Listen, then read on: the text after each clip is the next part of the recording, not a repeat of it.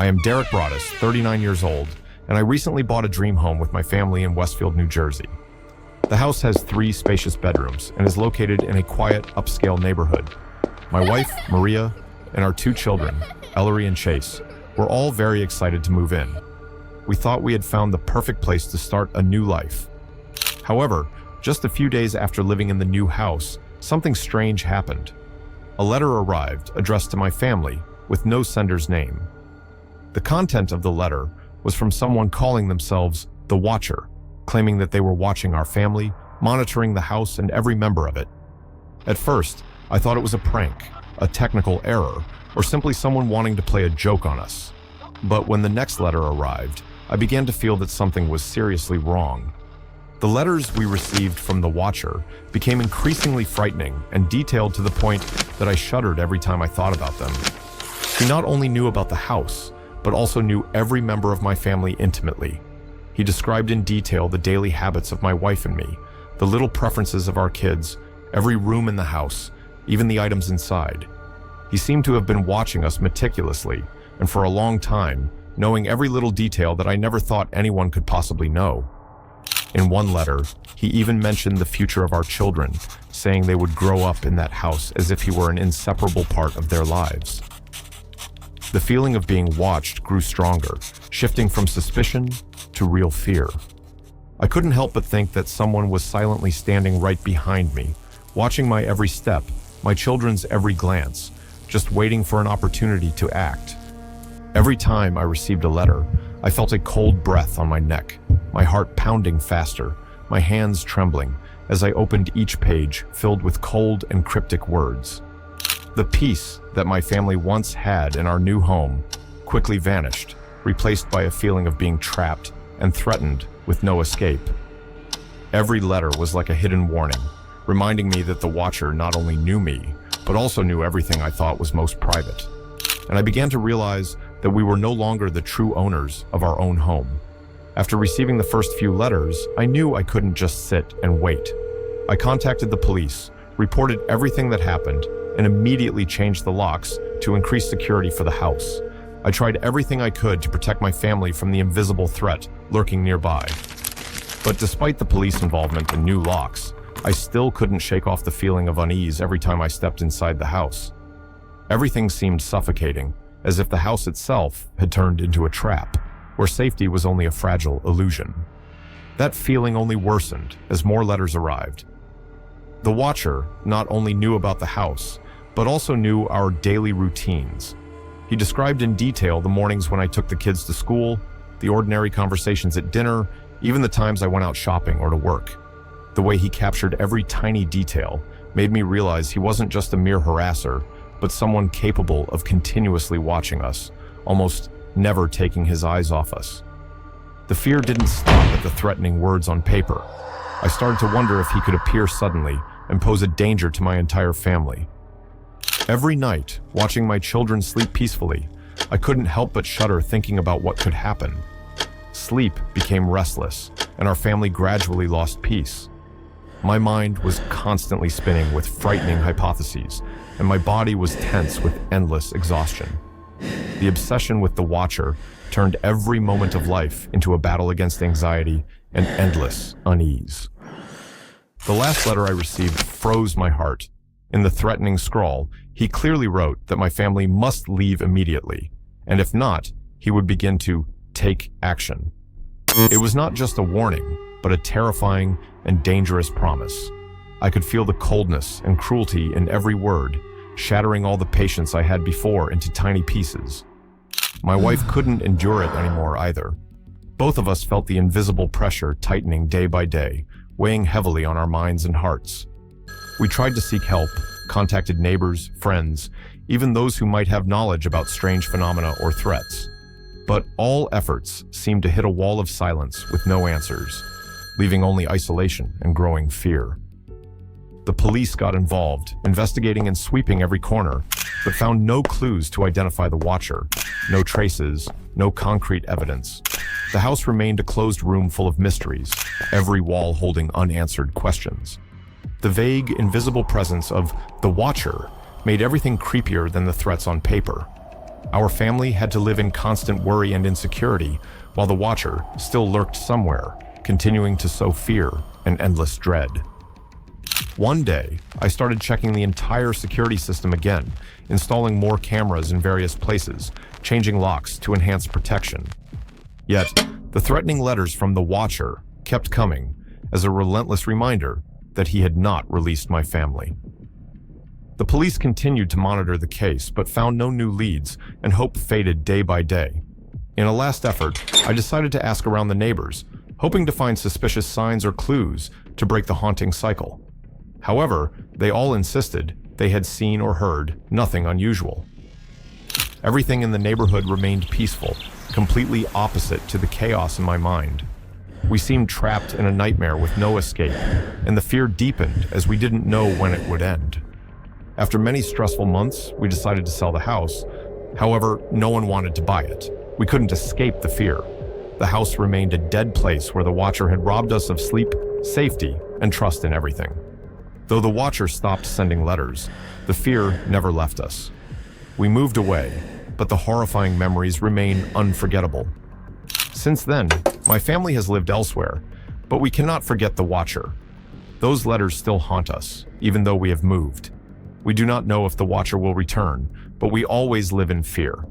To this day, we still don't know who he is, and what scares me most is whether he is somewhere near, watching our every step, preparing for a new game. The Watcher is always out there, and perhaps he is watching me right now.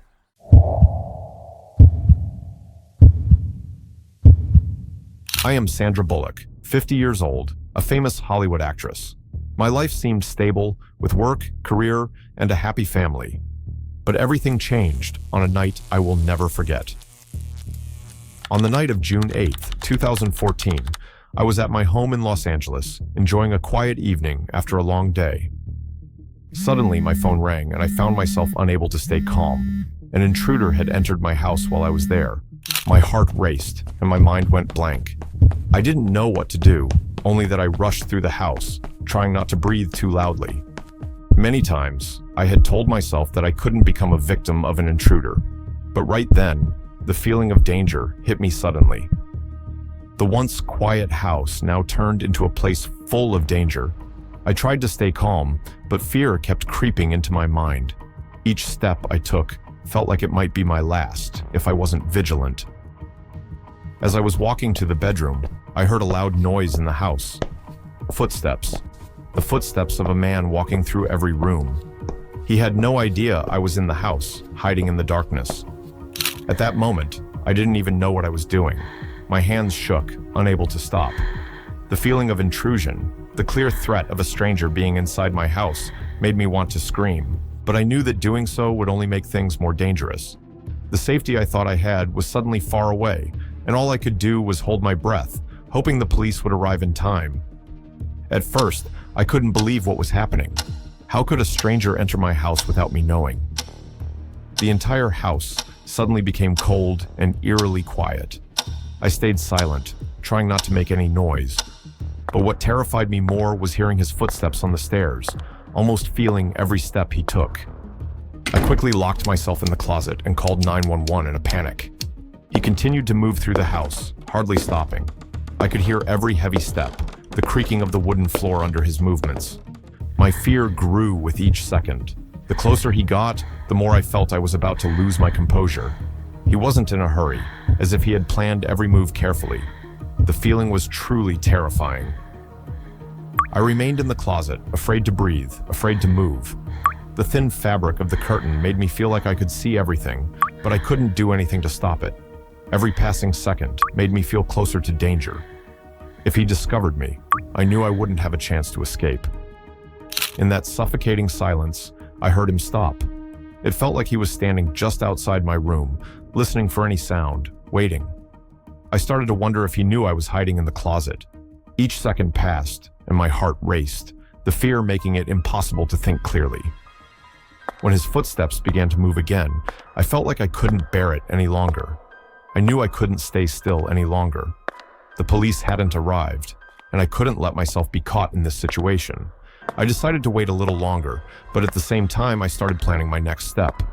The The police arrived quickly, but the fear didn't subside.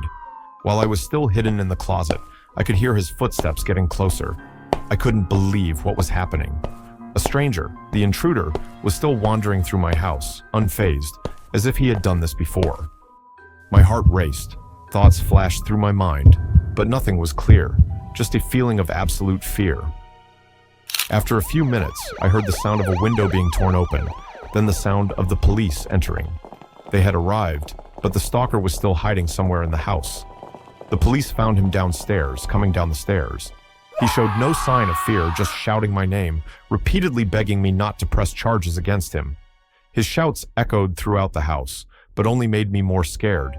He was still there, even with the police. Did he know something I didn't? Each passing moment became a race against time. When the police arrested Joshua James Corbett, everything became chaotic. They found many disturbing pieces of evidence in my home. A letter from Corbett to me was found, filled with words expressing a strong belief that we were friends, even family. The letter sent a chill through me because it showed that he wasn't just a stalker, but someone who had been following me and my family for a long time, trying to infiltrate our lives stealthily. The magazine clippings of me, the detailed notes about my habits, and especially the concealed firearm permit from Utah, made me worry about what he could have done if he hadn't been caught. Each detail the police found made me feel like I was trapped in a nightmare with no escape. He knew too much about me, things I never thought anyone would know, and perhaps that was the scariest part. When I learned that he had weapons and had been watching me for a long time, it felt like everything around me had been torn apart, and I no longer knew how to protect myself. Every step of the investigation made me even more terrified. The intruder was not just an invisible stalker, he was a real threat, and I didn't know if I was safe. After Joshua James Corbett was arrested, I thought everything was over, but the truth was, the psychological effects still haunted me. Corbett was charged with 26 offenses, including stalking and breaking into my home. Throughout the investigation and trial, I couldn't shake the feeling of being watched, even though he hadn't harmed me directly.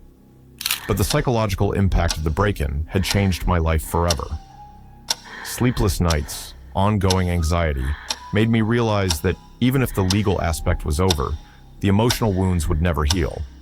Even though Joshua James Corbett was convicted and placed under probation, I couldn't return to life as before.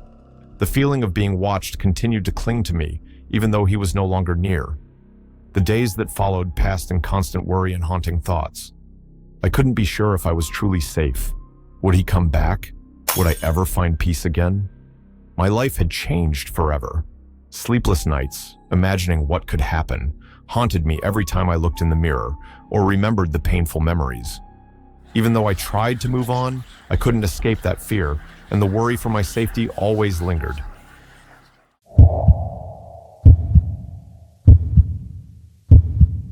My name is Sarah, 27 years old. I live alone in a small apartment in Brooklyn, New York. My life might not be that exciting, but at least it was peaceful. However, everything changed on a fall night. Around 3 a.m., just after I'd fallen asleep following a long day of work, I heard a strange noise.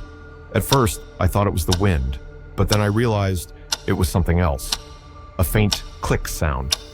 I sat up, tense, and looked out the window, but everything was silent. I decided to lie back down and reassured myself that it was just my imagination. However, as I was about to close my eyes again, the click came again, louder this time, almost like someone was trying the doorknob of my apartment. I couldn't sit still any longer. Anxiety began to overtake me. I quickly closed the window and locked it carefully, then double-checked the door locks. It felt like someone had snuck in and left before I realized it, haunting my mind. Though I had checked everything, these small signs wouldn't let me stop thinking. I couldn't shake the feeling that I was being watched, even without any concrete evidence. I spent the rest of the night awake. Every small sound, every shadow outside the window made me jump. I got up several times to check everything in my apartment. When I thought everything was fine, I discovered another strange sign in the morning, a small piece of paper lying on the dining table where I had never left anything. It simply read, "We're close." Fear crept up with every passing second. Something strange was happening, and I knew I couldn't keep living like this for much longer. The feeling of being watched became more intense than ever.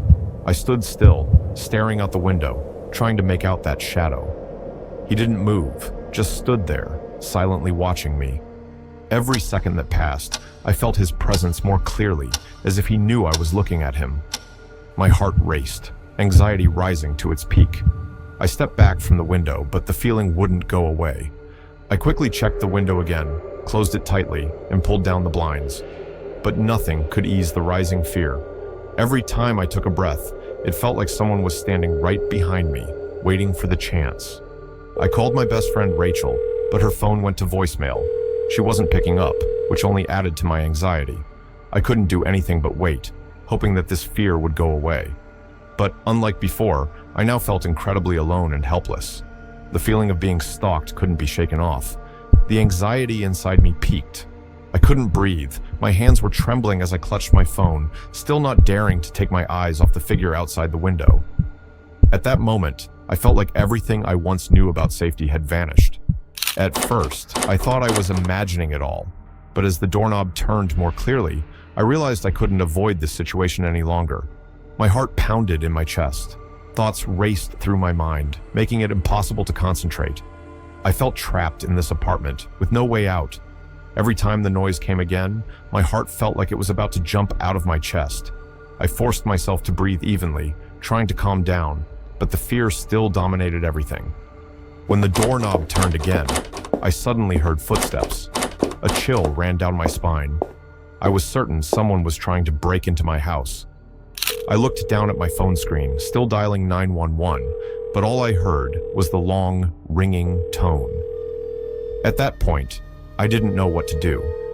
Everything around me blurred, like I was in a nightmare I couldn't wake up from. When the police arrived, they searched everywhere and found signs of an attempted break-in through the window. However, the stalker had disappeared. No one was outside the window anymore, just a still, quiet space. The police confirmed there were no major signs of a break-in, but they recommended I check my security cameras and stay vigilant. I checked every room, not leaving any corner untouched. Everything seemed fine, but I couldn't shake the feeling that someone was hiding somewhere in the dark, just waiting for a chance to get in. Every small noise made me jump, and I started to feel like I was no longer the owner of my own home. I sat down, trying to calm myself, but the silence around me only amplified my fear. I couldn't stop looking at the window, even though I knew no one would be there. The feeling that someone was still watching me made it impossible to take my eyes off the security camera screen, as if the stalker was still waiting, observing every step I took. The police eventually identified the stalker, a man living near my area, and he was arrested. The interrogation lasted for a while, but the truth I had to face didn't allow me to relax. This stranger, who didn't show any abnormal signs but was always watching me in the shadows, was now facing the law. Still, the comfort I expected didn't come. When I heard the news about his arrest, I didn't feel the relief I thought I would. In fact, the fear only grew. I couldn't stop wondering if there might be someone else like him, someone who would keep making me live in constant worry and anxiety. Thinking about everything that had happened, I felt like I couldn't escape that feeling, the feeling of being watched, invaded into every private space I had always tried to protect. Though the legal process resolved some part of the issue, I couldn't erase the psychological scars this incident left. The sleepless nights, the memories of the stranger's strange stare, and the fear of him coming back. All of it made me never feel completely safe. After the incident was over, my life was never the same. Even though the stalker was arrested and detained, the unease still haunted me. Every night, when darkness enveloped the room, I felt like someone was standing outside, quietly watching. The wind, the faint footsteps, or a creaky door would make me jump, wondering if he would come back. My life was changed forever, not only because of what had happened, but also because of the fear I could never shake. Every step, every strange sound, made me feel like I was living in the shadow of my own fear. I couldn't enjoy myself like I did before. Even though he had been arrested, the sleepless nights and the haunting thoughts about someone watching me always lingered in my mind. Every time the night fell, I felt scared. Though I tried to keep going with my life, I lived in constant alert. Safety now seemed like a distant concept. And I wondered, would he come back? Would I ever truly escape this fear?